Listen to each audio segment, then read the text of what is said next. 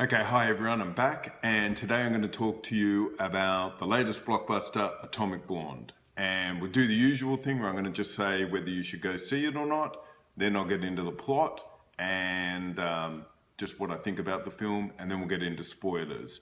And because Atomic Blonde is a spy film, the spoilers will be a little bit bigger than usual because we've got to unwrap a few things.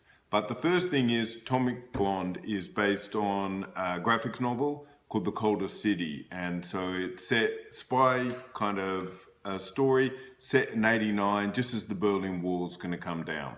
So it really carries a lot of style. If you're into comic books, you'll know that half of it is the illustration, if not more, and this film carries that on. Also, it's directed by David Leitch, who co-directed with what's his name, Chad Stahelski. They directed John Wick, and so Stahelski went on and did John Wick 2, and Leitch went on to do Atomic Blonde. So the first thing is, should you go see this? If you love Charlize Theron, and if you've seen Fury Road, it's probably impossible not to. If you're into the Bourne films, the John Wick films, you love that kind of action, that full-on volcano kind of just out of all kind of hyper violence, this is the film for you. Go see it. What I'll do is we're going to have a break, and then I'm going to unpack the film a little bit because there's a lot to talk about what is going on. And then, as I said, in spoilers, a lot of people seem to be very confused about what happens in this film, which to me is often, I like complicated, convoluted plots, especially in a spy film, you kind of need them. But I will also, if you've seen this film and you're not sure what went on, I will tell you at the end as well. Okay, I'll see you then. Okay, I'm back. So let's now discuss Atomic Blonde. So the first thing is that we need to talk about is the look of the film. So it is very hyper blue. So think about Michael Mann when he was directing, especially his early works like Thief and a little bit Heat. There's a real steel through the whole film, which I think really supports, this is at the height of the Cold War, where the Berlin Wall is about to come down. You've got spies everywhere from the West, Russia. They're all seeing how they're going to carve up as the Soviet Empire is starting to fall.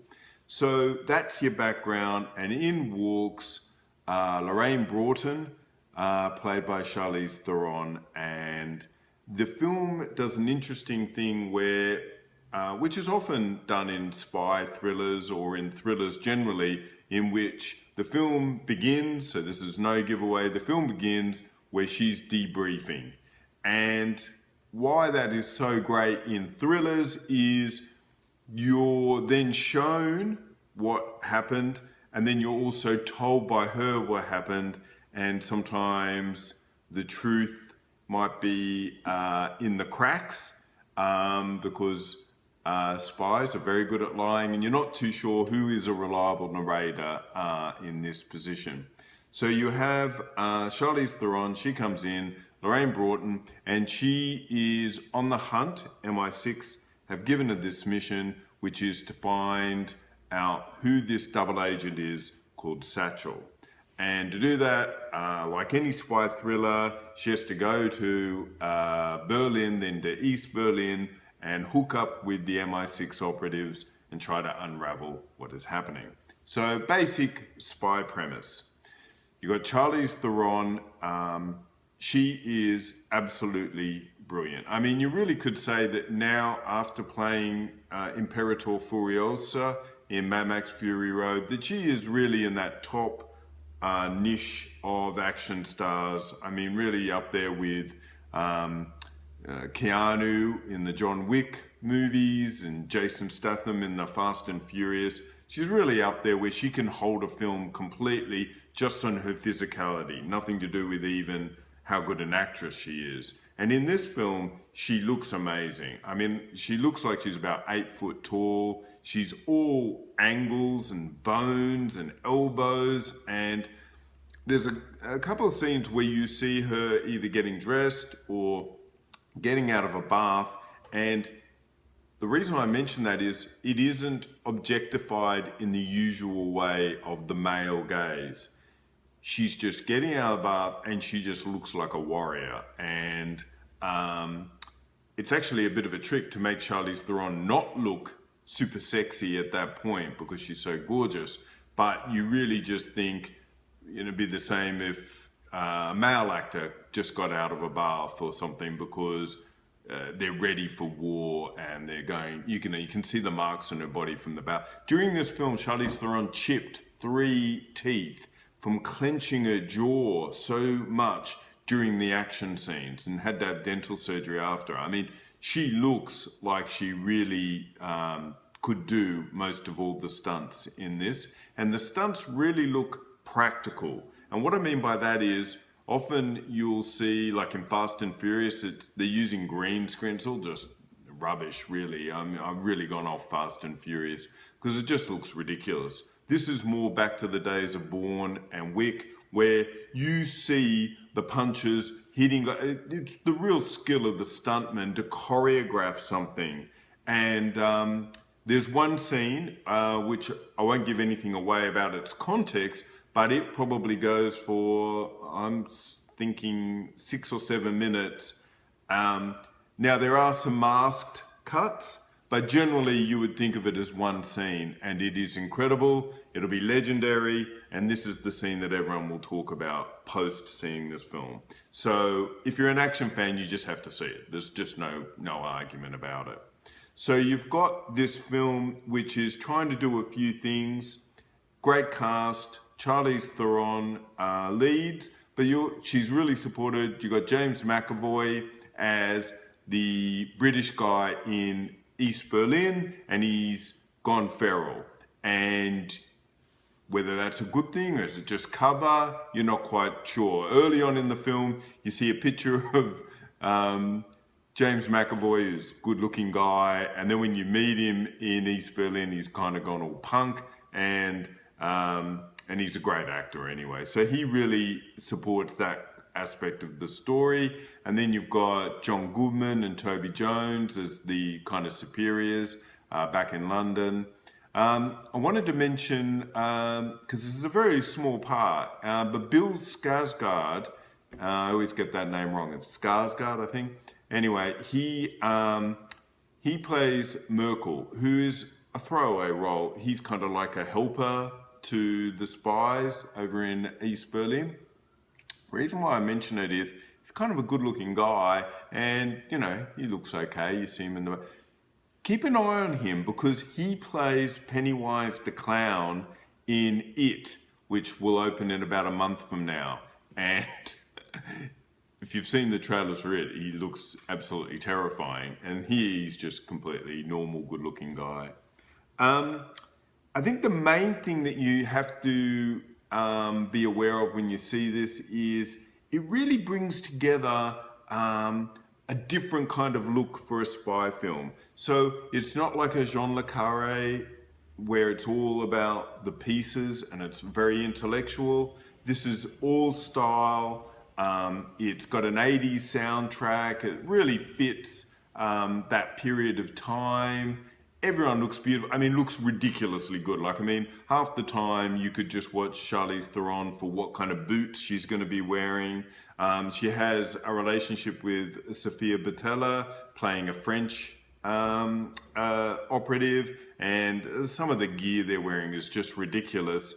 But at all times, and this is why I like the film, people are spies. They are feeling each other out verbally and physically. There's a sense of danger always, whether it be just what kind of drink you want or whether you're actually after this information about this infamous double agent. I really think that this film is much better than, a lot of the critics are really down on it because of the plot.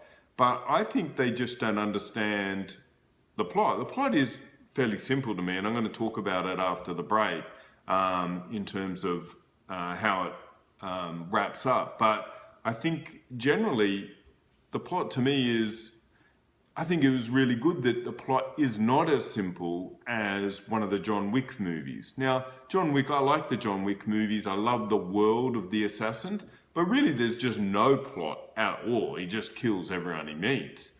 This had a little bit more to it. So when the action is occurring, you feel like there's a reason for it. Anyway, let's get to spoilers because I really want to talk about the ending.